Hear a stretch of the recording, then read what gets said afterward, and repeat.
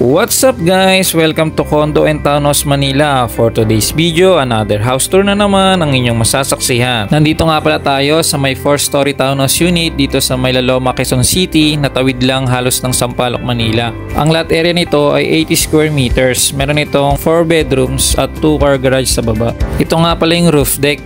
If may family gatherings kayo, pwede kayong mag-setup dito ng long table. Pwede kayong mag-chill, mag-relax din dito. If may mga students naman kayo, pwede kayong mag-group study dito at mag-review. Dito naman banda sa may likod, merong isang dirty kitchen dito. Pwede kayong magluto ng pansit canton or mag-ihaw dito kapag meron kayong mga event dito sa roof deck. Dito sa likod, meron ng isang fire exit. Doon sa harap, meron din po. At dito, meron pang isang toilet and bath. Tara, baba naman po tayo sa 3rd floor. Ito nga pala yung master's bedroom. Meron na siyang split type aircon, ceiling fan at yung control ng CCTV. Halos bawat sulok ng bahay may CCTV na. Very secured na po talaga kayo dito. Meron din po kayong balcony. Nandito rin ang fire exit ng harap. May grills na rin for safety purpose na rin. Yung mga windows and sliding doors natin, double glass and heat reduction and less na yung ingay sa labas. Dito naman po banda sa may left, meron na po kayong vanity mirror. Touchscreen na po siya with LED light na po. Pwede dito kapag magkikilay na si mami, magme-makeup or ayusan ng mga kids. Dito naman po ang inyong bathroom. Kompleto na rin po siya, meron pa siyang bidet. Meron na rin siyang shower enclosure. Meron na rin po ditong built-in closet na meron pang ilaw sa loob. Para kapag kumukuha ng mga damit sa gabi, hindi na kayo mahirapan pa. Ito naman po pala yung bedroom dito sa tapat ng master's bedroom. Same design lang sila ng room dito sa may 2nd floor. Ito na po yung bedroom dito sa 2nd floor. Yung flooring po natin is made of mahogany na, pati na rin yung mga pinto at hagdan. Katulad ng ibang kwarto, meron pa rin po siyang built-in cabinet or closet at may sarili na rin bathroom. 3 split type aircon na po ang naka-install sa unit na ito. Kasama na po siya. Dito naman po sa window nyo ang inyong fire exit sa likod. Na-connected sa taas pati na rin sa baba. Mahangin din po pala dito sa mga kwarto. Hindi po siya mainit, hindi rin po siya kulob.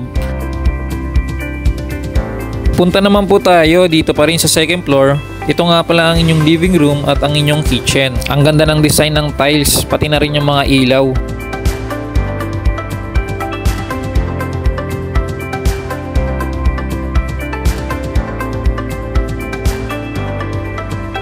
Ito po yung kitchen nyo dito sa 2nd floor na meron ng mga modular cabinets, dish rack, isang sink, range hood at induction.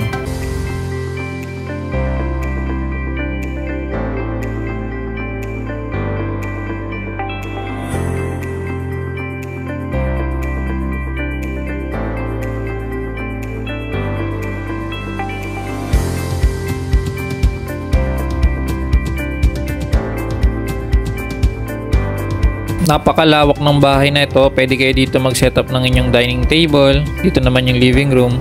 At merong isang bathroom dito. Punta na po tayo sa pinakababa sa ground floor. Ito nga pala yung 2-car garage natin. Kasya dito yung SUV or yung pickup. PVC ceiling panel na rin. At meron dito isang CR sa baba.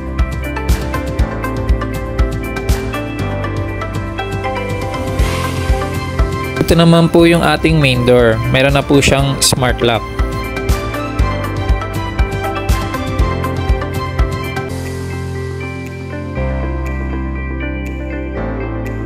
Ito yung view nyo dito sa may baba. Meron pang extra space dyan. Lagayan ng mga sapatos, tsinelas. Ito yung ating staircase. At dito meron isang kwarto.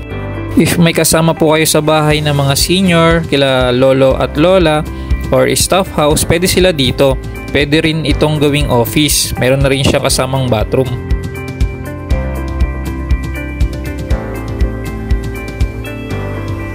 Dito naman po banda yung laundry area or wash area. Dito rin yung fire exit sa likod na connected sa taas. Dito, ito po yung fire exit dito sa may back. May provision for solar panel system na rin pala ang unit na to. If you're interested in this unit or may mga questions po kayo or kung gusto nyo makita ito ng actual, schedule lang po tayo ng viewing. Message nyo lang po ako. I'm Ben Sarchico. Thank you for watching. Follow for more.